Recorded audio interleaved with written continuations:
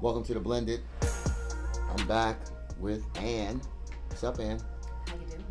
Yo, I'm doing good. I have no complaints. Life is good. Family's Ditto. good. Ditto. Yeah. Had a good calming weekend. Got some stuff done around the house. Nothing too crazy. I'd like a nice chill weekend, you know? Yeah. My wife looked at me. I was supposed to go golfing. My wife looked at me. She went to the gym. Mm-hmm. She got back. I had the kitchen done. Oh, nice. Look at you. Wait. I'm not done. Oh, my bad. Yeah, I had the kitchen done and the socks. You rolled your socks together. Not my socks. Everybody's socks. Family socks. Yeah. Blended socks. Blend. Yo, it was crazy. It was like husband of the year. Yeah, I think so. My wife looked at me and was like, And I said, I didn't do it for that, baby. I didn't do it for that. I swear. I did it just because I know it would make your life easier. Don't you wish that every conversation could go that easily? Yeah, it doesn't though. That's the problem. I know. The problem that sometimes we don't. Especially in the blended family. Yeah, it doesn't gel, and I don't know if there's right and wrong. I think after raising a blended family, I now look back and say who was right and who was wrong, and that that question sometimes takes me to so many different topics. Yeah. That we venture into.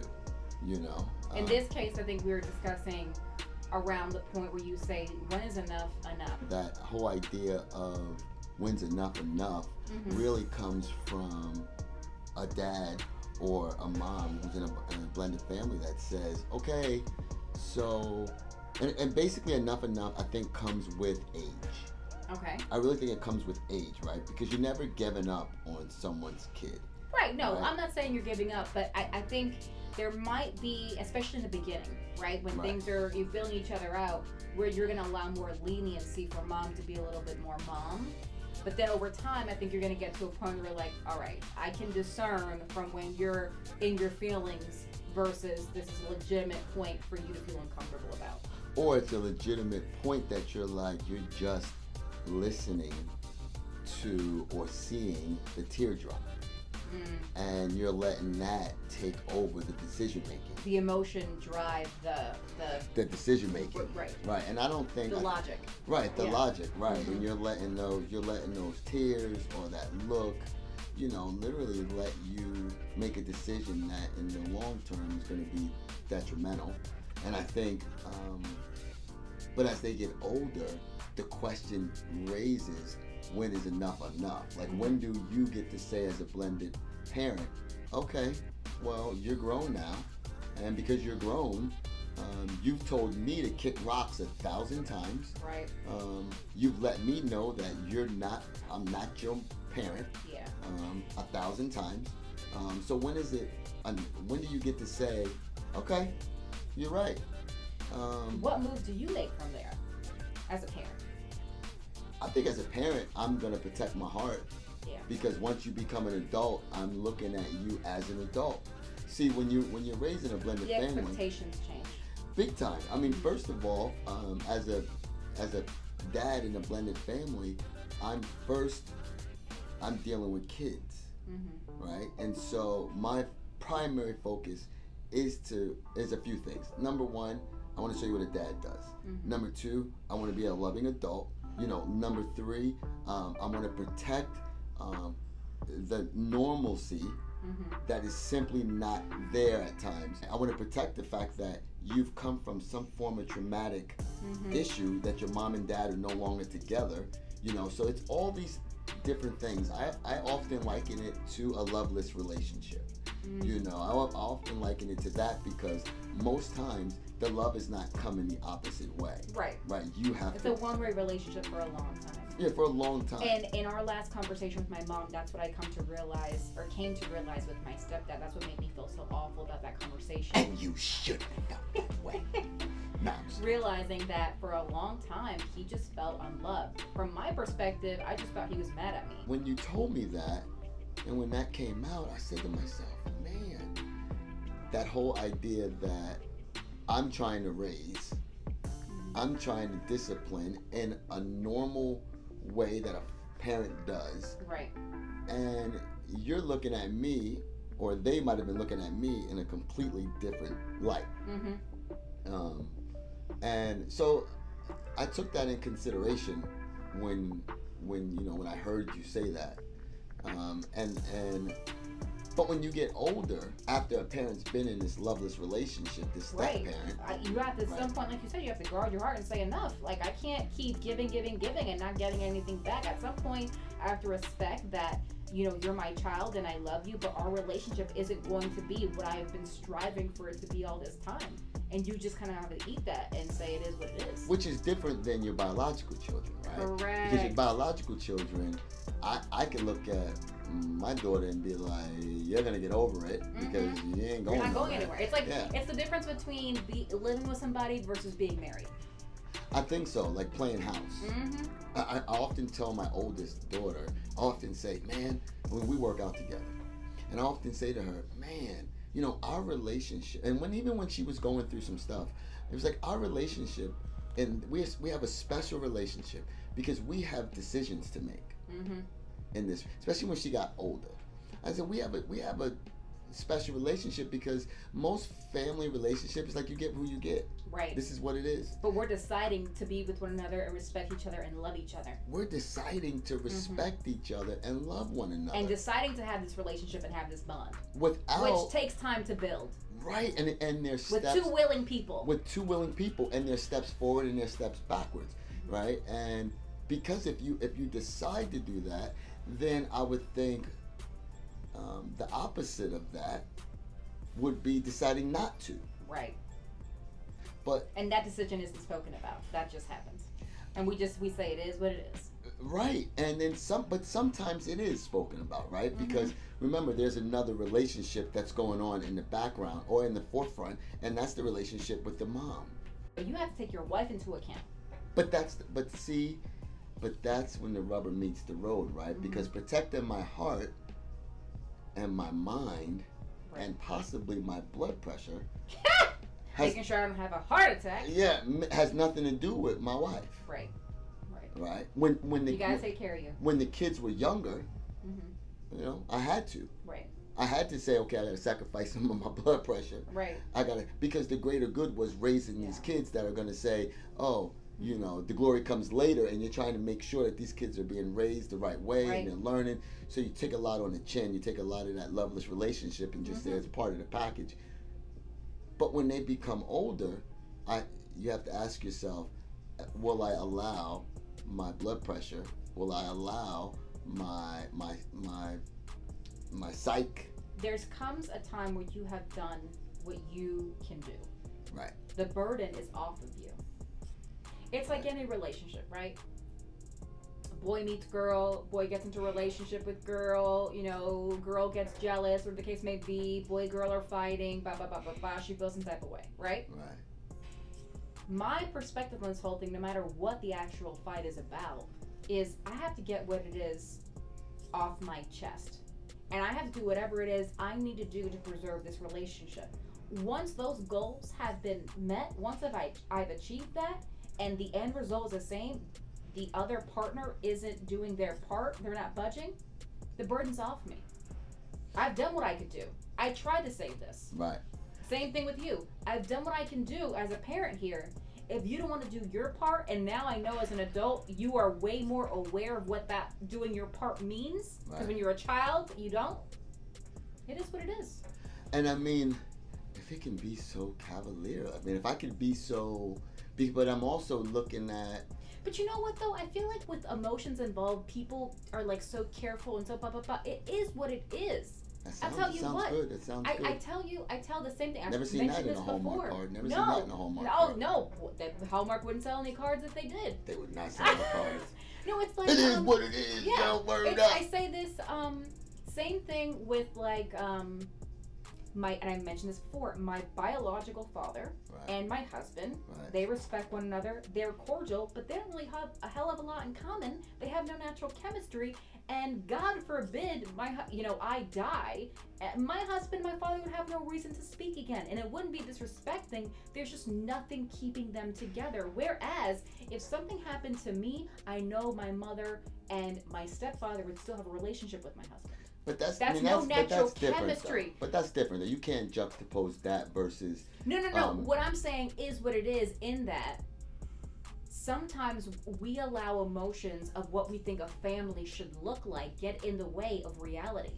But it's different. I'm not saying it's the same thing. Of course, right, the yeah. love that you're putting into raising a child is far different than the random occasions my father and my husband have to be around another. I'm just saying that the essence of the conversation is saying that even though for you it's way more painful, we have to accept, and families overall have to expect, that sometimes it is what it is. It's far from easy. I'm just saying that's right, my theory on it. Right, but it's not about, at that point, I have the power. Yeah. But I still must weigh the relationship and what that looks like and navigation with my wife. It's not like you raise them and then we split and I go off and I'm over here and I'm over there. No. I mean, my wife, that's still her girls. Mm-hmm. It's still, and anybody else who's in this relationship, anybody else who has the same blended family, you're still involved. One side is intimately involved. And for your children, that's still their sibling. Right, that's right. There's still, so there's so much to navigate in that.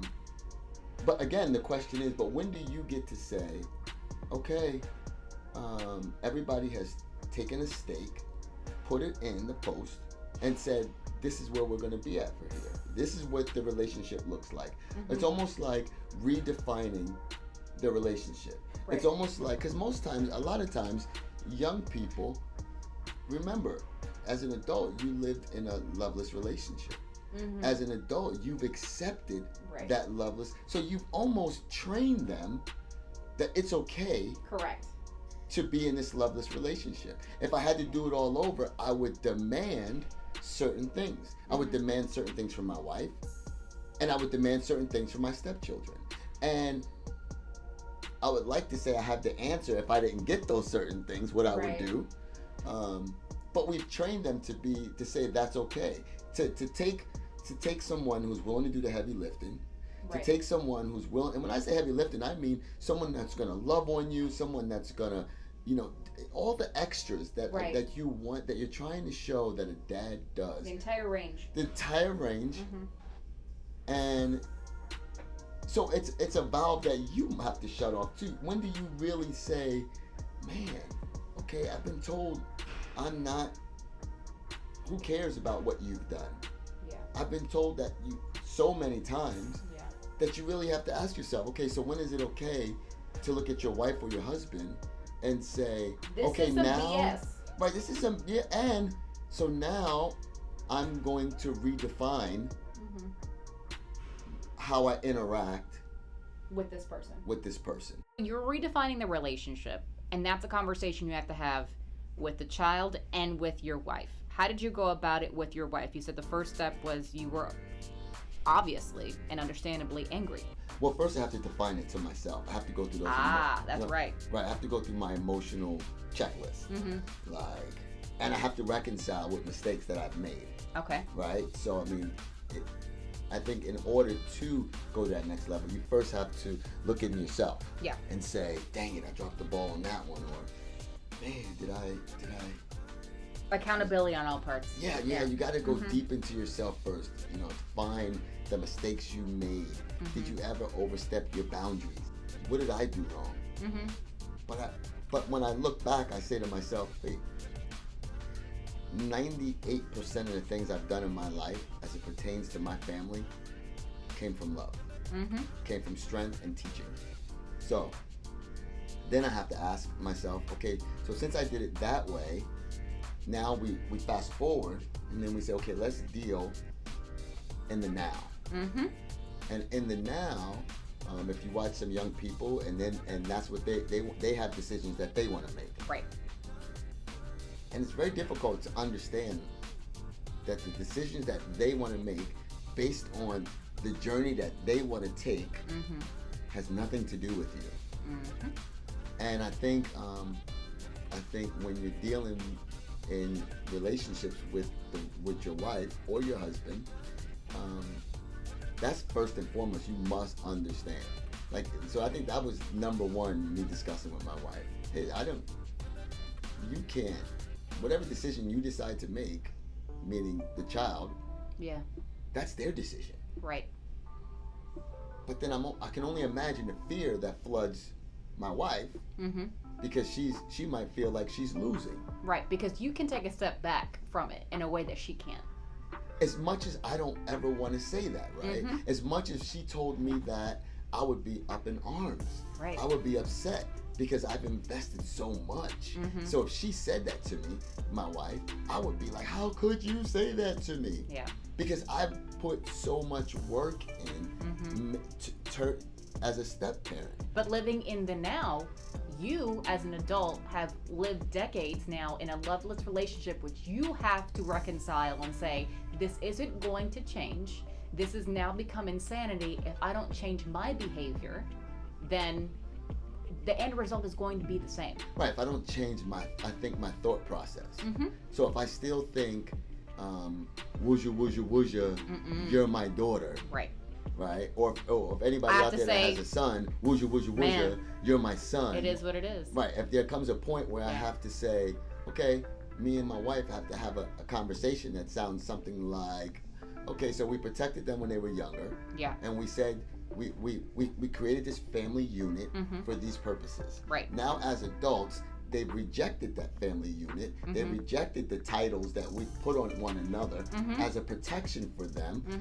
And to be honest, as a comfort zone for all of us. So I don't want to just put it on like all of them, but as a comfort zone for our family that worked very, very well. But as they get older and they reject that, when do I get to say, okay, I allow you, I accept that rejection, and I'm going to return that same energy, and we're gonna proceed forward under that belt. Correct. Right. Because we're in a new category here, and we're going to work within those means. We're going to work in with those means, right? And I think as much as I'm able to say that, that comes with so much hurt, right? Of course. In my life, in my wife's life, and our structure of our family. I speaking of myself, I see that within my family. Right. I see that structure with my two little ones. Like how do we do this? How do we interact? Because regardless, it's blood. Right. I'm the only one that it's not blood. Isn't blood. Right. Yeah. So it's just trying to figure out, and I'm sure there's families that are in that same scenario. How do we manage this? My go-to has always been, make your decisions out of love. Correct. And I don't mean Hallmark love. Yeah. Because they made that up. I mean love. What's best for this family? What's best for the family, and do to others that you want to be done to them. Correct. And I define that as love. So if no one wants to be treated in ill manner, and if you try your best not to do that, then from there you just got to make the decisions. I think that's gonna continue to move this family forward. And that's to the point that I was going to get to. You got right there for me, is that a blended family is continually facing these issues. Right. Right. Hopefully we get to the end somehow where everyone's happy and jolly. But there are constant evolutions to this as people get older. The dynamics change as children get older, as you get older. Right. And I think about my own situation with my stepfather. It naturally happened where, as a young 18, 19, 20-year-old, whatever it was, I came to him and I said, you know what? I appreciate everything you've done for me. You've been a dad to me 24/7, 365. I see what it takes to be a father now, and you were it. You are definition of dad. Right. And that was always what he wanted to hear. Right. And that's what brought us together to the relationship. Now I'm 32, where we're at now. Right. But I always think, the glory comes later, like you say. That's kind of the theme of all a blended family. And it did come later. But what if it hadn't? Like, I think about, what if we weren't in the position we are now, where we were just kind of putting up with one another? How that would affect the family dynamic with my brother, who is his biological child, how that would affect my mother. Right. Right. Because she said last time, those were really painful years now that I think about it. Right. You're in it, you're so close to it, you're just trying to make it day by day. When you look back of it, when you make it to the other side, you go, oof, we made it. Right. Like, you have to, sometimes, especially as children become adults, you have to accept that it is what it is. Because it might have happened that I said, you know what, F it. I don't really have to be, I'm not a child anymore, so I don't have to have him in my life. He's just my mother's husband. Right? Right, absolutely. I could have said that and seen everybody Christmas and Thanksgiving and been about my business. Right? Instead, I said, wow, look at the man he was to me, the father he was and continues to be to me, and look at the family that we have. Where we do spend, weekends together and have dinners together a couple times a month, and we do see each other more than just the holidays, and we enjoy spending time with one another and have a nice, cohesive unit. And then like you said, and then the opposite of that is when that doesn't happen. And sometimes, unfortunately, like I said earlier, as harsh as it sounds, it is what it is. And because you have to protect your heart. Your wife has to protect her heart, and I can't imagine what she feels. What we're in right now, the position that we're in, it hurts. You're grieving this. You're grieving. Because it's not something you are accepting of it, but it's like a death. You accept that someone died. That doesn't mean it doesn't hurt. That's why you're grieving. Right, absolutely. And so now we're going, okay, this really sucks. It's the situation we're dealing with, but for the foreseeable future, there is no getting out of it. So now we just have to deal. And then you make those decisions, or when you haven't been ready to deal, and the person that's been in that loveless relationship is like, I'm done with that. And you have 100% the right to feel that way. You get to make the decision that says, I'm done with that journey.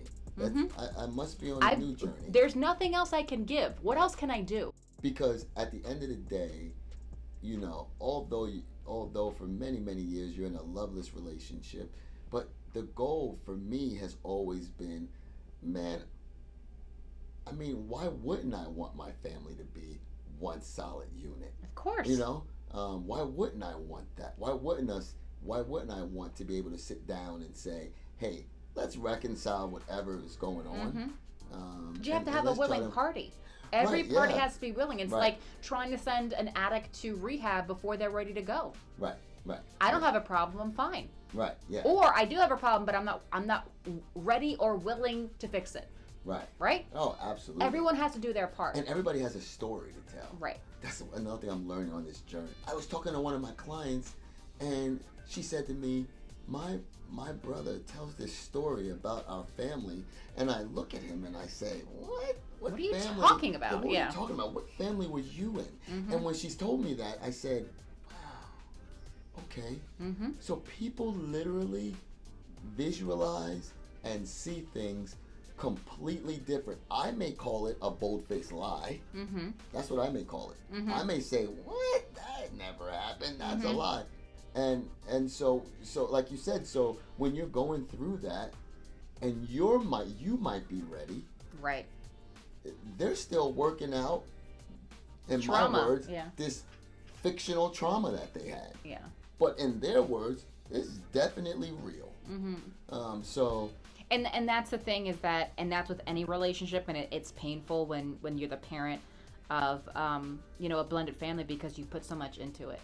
And it's difficult just to step back from any relationship. It's like a marriage. You could be married for 15, 20 years and a partner not be willing to do the work to fix the marriage. And what do you do?